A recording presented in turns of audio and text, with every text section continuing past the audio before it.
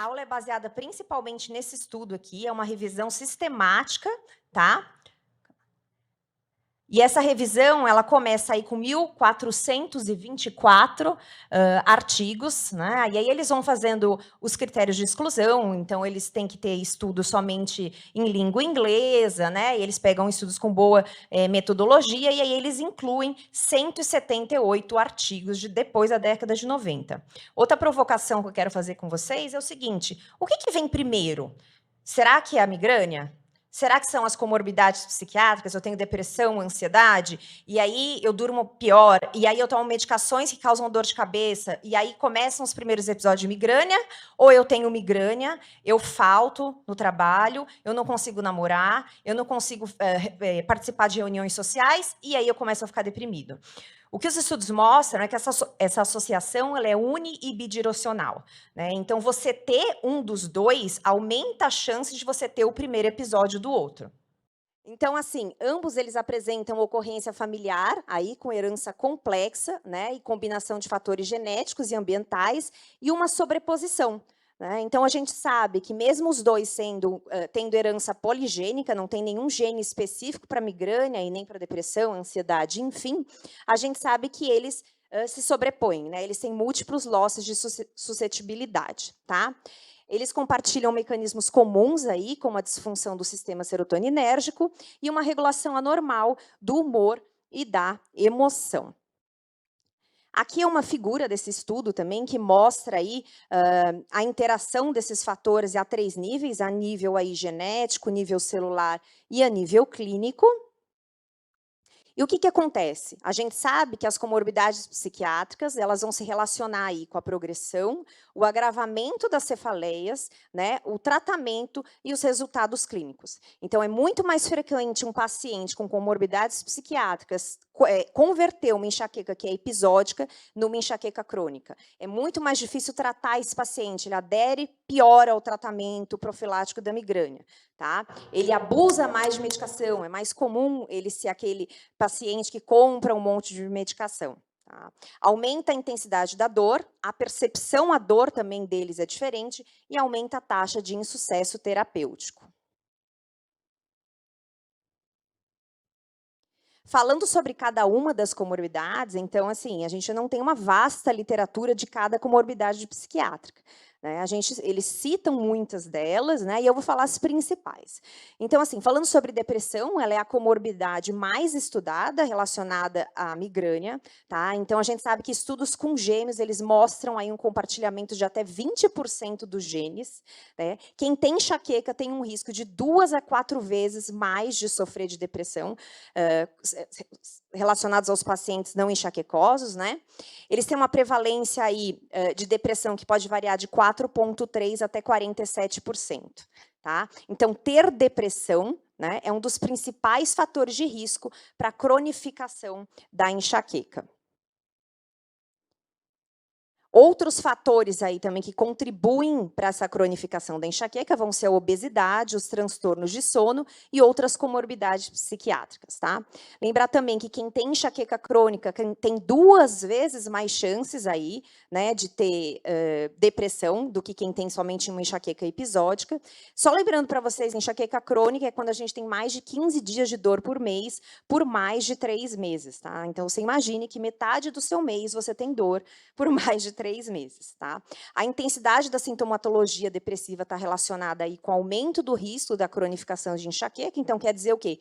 Que quanto mais grave a depressão que o paciente tiver, maior a chance aí dele ter uma cronificação dessa migrânia, tá? Falando aí sobre a fisiopatologia comum, tanto da migrânia como das comorbidades psiquiátricas, a gente sabe que ambas têm uma disfunção serotoninérgica, né? Então, no período interectal, entre as crises de migrânia, a gente vê aí uma diminuição da serotonina plasmática.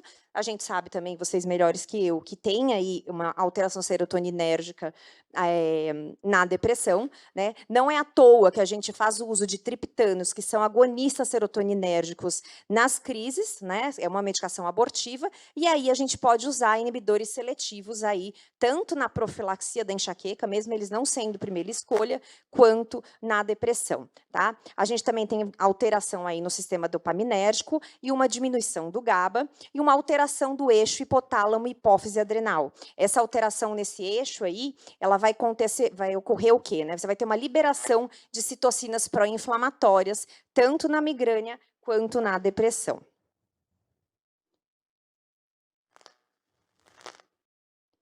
E aí esse estudo mostra para a gente que até o risco de tentativas de suicídio é maior nos pacientes com enxaqueca e comorbidades como ansiedade e depressão. Lembrar sempre que muitas vezes os pacientes têm vergonha de falar de migrânia com vocês ou com qualquer outro profissional de saúde. Como a gente é taxado muito de mimizento, pitizento, não precisa de tudo isso, quando o paciente fala, ele vai ter medo que isso seja associado a qualquer comorbidade psiquiátrica. Então, o mais importante é que vocês no consultório perguntem ativamente para esses pacientes se eles têm migrânia, tá?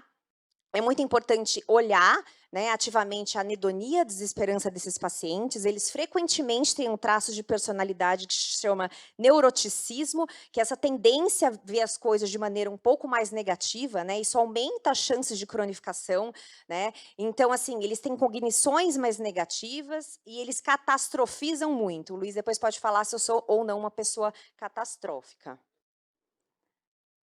Falando sobre ansiedade, então, eu peguei esse estudo aqui, né, de 2020, da Frontiers of Neurology, né, falando sobre ansiedade. Então, ele pega 8 estudos transversais de atenção primária e terciária. Né. Esse estudo aí, ele vê uma forte associação entre migrânia e ansiedade, com odds ratio aí de 2,33. Ele fala sobre dose response effect. O que quer dizer isso? Que quanto mais frequente essas crises de migrânia e mais intensas, maior o grau de ansiedade. Tá? Os migranosos também têm aí de 3 a 5 vezes maior risco de sofrer de transtorno do pânico, de fobias, de transtorno de ansiedade generalizada e de transtorno do estresse pós-traumático. Uma fobia específica que o paciente com migrânia tem, que vocês devem ver no consultório, é uma coisa chamada cefalaugiofobia. Cerca de 41% dos pacientes têm.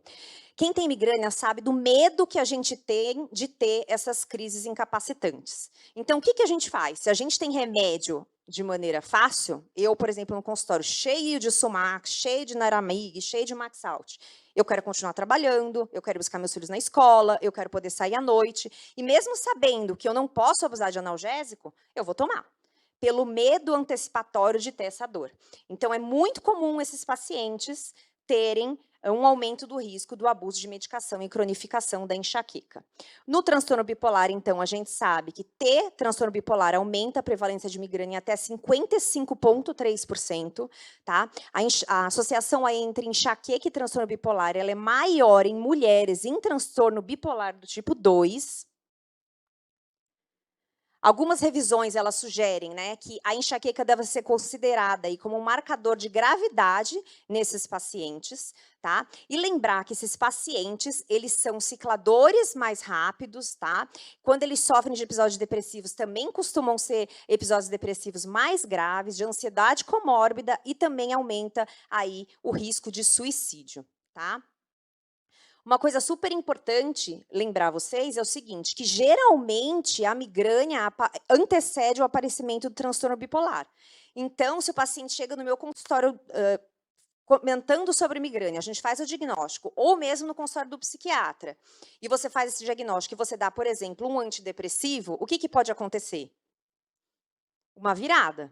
Né? Então, é uma coisa para você verem quanto é importante a gente fazer uma anamnese estruturada desse paciente e saber dessa associação de comorbidade. Tá? Então, cautela com a medicação. Falando sobre transtorno bipolar e migrânia, a gente sabe que também tem uma disfunção serotoninérgica, dopaminérgica e aqui glutamatérgica, e tem também alterações dos canais de cálcio e sódio, tanto na migrânia quanto no transtorno bipolar.